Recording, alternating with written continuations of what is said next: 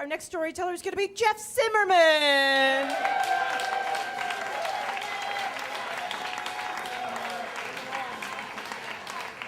Keep clapping, everybody. Keep clapping.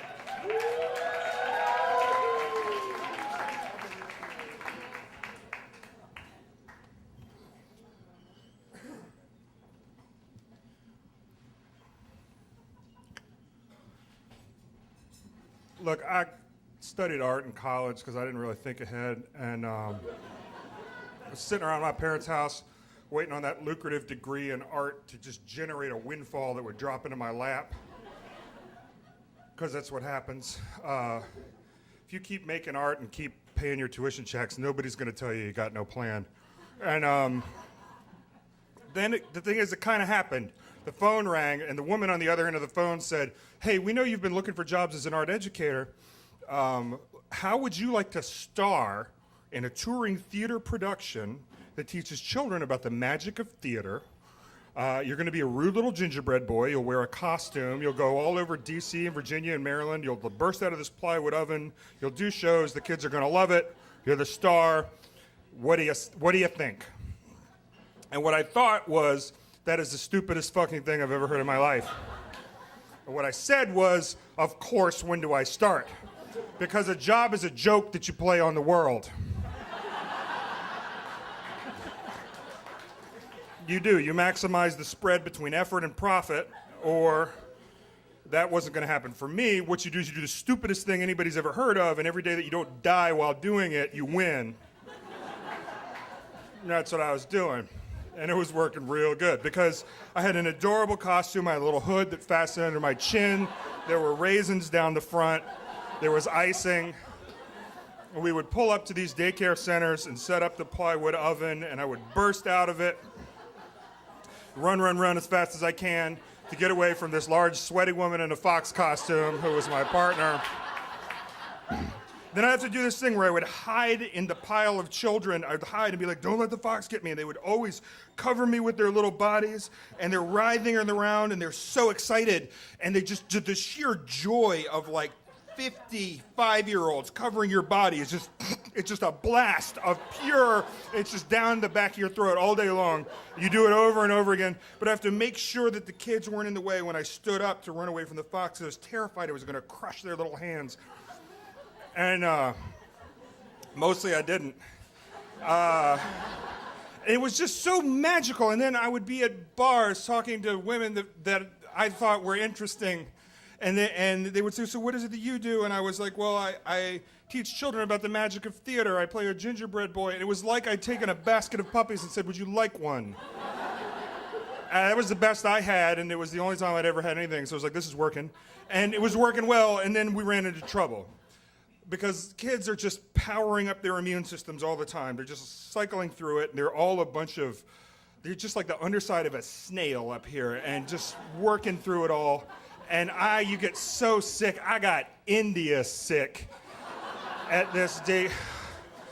Just had to lay in the tub, turn the shower on, and see where we were in a couple days. I got up and my pants didn't fit anymore. And of course, there's no sick days or health insurance or any of that fancy stuff. You don't do a show, you don't get paid. And I had been cutting it just perfect, so if I did every single show for the remainder of the contract and ate all the poppy seed bagels my buddy was bringing home from the bagel shop, and just had road pizza and Mountain Dew when we were driving around, I was going to work out. I had not budgeted for this massive illness. And so I fell behind, and rent was due, and I was terrified. But what do you do when you're driving a van in a goddamn gingerbread costume 15 hours a day? And my buddy said, "I got a plan for you. What you're going to do is you're going to sell plasma."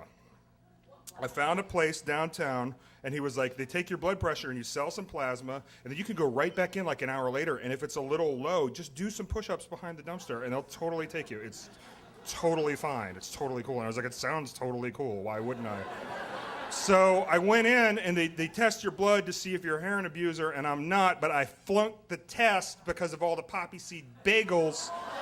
And I think that if you're going to flunk a heroin test, you should at least have the pleasure, but no. And so the woman, I was just like, "Look, let me just leave out of here. They put you on this list, and you can never give blood or organs or anything ever again." And I was just like, "Just let me go, and I'll try to bargain." She's like, "Last thing you want to hear, It's all right, baby, I believe you.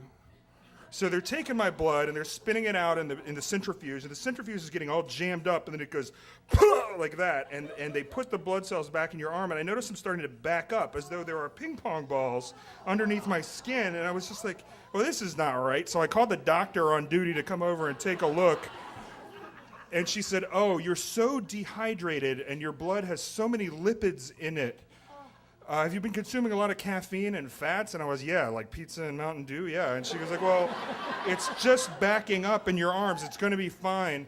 Well, the only thing sketchier looking than a guy in a gingerbread costume with a 5 o'clock shadow is a guy in a gingerbread costume, 5 o'clock shadow, and bruises running up and down his arms.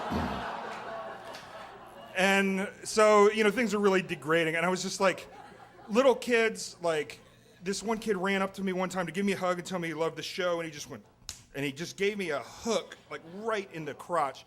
And no dudes work in early childhood education because everybody thinks you're a creep. It's terrible. And the woman in front of me didn't get it. She was just like, why is he like kicking the kid all of a sudden? And then she figured it out. She was like, do you want an ice pack? I was like, no. But I just started to take it personally. The kids would totally sell me out every time the fox would come by and be like, where's the gingerbread boy? And they would always go, he's right here. And we had a thing, and they would sell me. I started taking it real personal. I was like, I'm going to kick one of these little kids. I'm sick. Got to sell my body fluids. I'm going to kick them in the face. And then I did one day. The kids, I was in the pile, and I was clearing them out of the way, and to make my escape in a good runway, and I got up to run, and then I was being very careful, and this kid tripped and fell, like, right into my knee, and I just MMA'd him. And he just spins off like when you shoot a wing off a TIE fighter in the movies, like this, and it felt awesome. These people understood that I was not to be fooled with, and I got up behind the plywood, and I could hear this, and the scales of delusion fell from my eyes. He's going, and winding up, and he just goes, and explodes. And every hole in his face is secreting something, and he's just screaming and crying, and I have to do the rest of the play. The teacher's like, keep going, just distract him. And then I started to cry during the play too, and I was just like, and then the gingerbread boy learned not to be such an asshole, or whatever, and I'm crying and snot's coming out, and as soon as it was over, I picked the kid up, and I gave him a big hug, and our faces touched. We made a salad dressing, and I just held him, and I would like to say that that's when I learned that when you do something as a joke, you're doing it for real, but it took like 15 years. Thank you.